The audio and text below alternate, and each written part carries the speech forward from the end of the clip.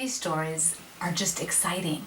They have so many different elements, and when you read them in the actual text, you're going to just love them. I'm doing a lot of reading from the Bible instead of just talking to you, but I hope that you're still finding it interesting.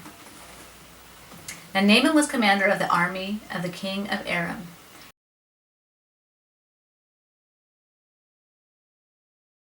He was a great man in the sight of his master and highly regarded because through him the Lord had given a victory to Aram. He was a valiant soldier, but he had leprosy.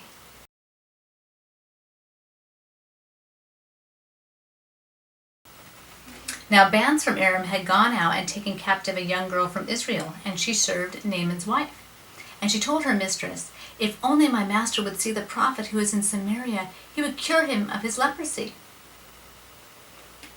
So Naaman decides to go ahead and go through diplomatic channels and get a hold of this prophet in Israel.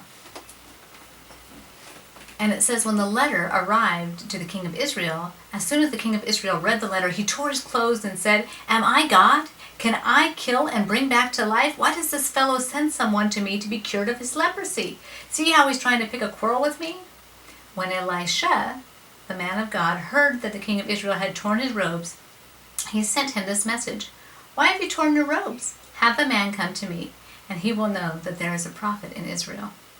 So Naaman went with his horses and chariots and stopped at the door of Elisha's house. So this great commander, this big diplomat, imagine, the best general from another country coming over to our country here, dressed in their finery with their servants and their chariots and everything, preparing for this journey. And he comes down and he comes to the man of God.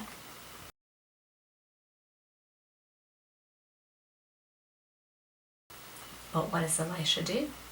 Elisha doesn't even open the door for him. Elisha doesn't have anything to do with him. This great dignitary goes through all this, sending the letters, getting permission to come into the country. The king even knows about it. Elisha's already talked with the king, comes to his house in full array, gets to the door, and Elisha's servant basically opens the door and says, Elisha said for me to tell you that you need to go wash yourself in the Jordan River 7 times and you'll be cured of your leprosy, okay? Okay, bye. Naaman's not thrilled with this, okay? That's not how you treat a dignitary. But Naaman went away angry and said, "I thought he would surely come out to me and stand and call on the name of the Lord his God, wave his hand over the spot and cure me of my leprosy." And then he talks about the rivers in Damascus, saying they're better than this water in Israel. Can't I just wash in those and be cleansed? So he turned and went off in a rage. But Naaman's servants went to him and said, "My father, if the prophet had told you to do some great thing, would you not have done it? How much more then when he tells you, wash and be cleansed?" So he went down and dipped himself in the Jordan 7 times, as the man of God had told him.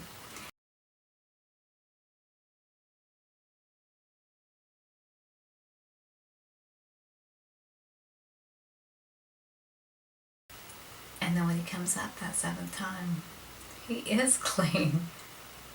Pretty amazing how he humbled him and then did this miraculous event in a way that nobody would have pictured. And God seems to do that throughout the whole Bible. He seems to do that throughout all of life. He tends to do the miraculous in a different way. And his flesh was restored and became clean like that of a young boy. But then Naaman and all his attendants went back to the man of God. Now he gets to stand before Elisha. He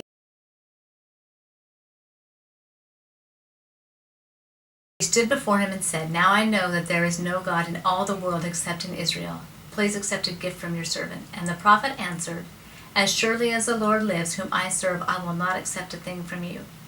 And even though Naaman urged him, he refused.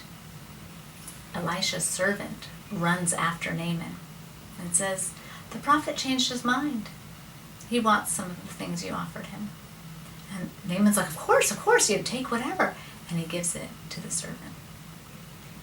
Well, Elisha comes to the servant and goes, "You just lied, buddy. That incurable leprosy is now on you."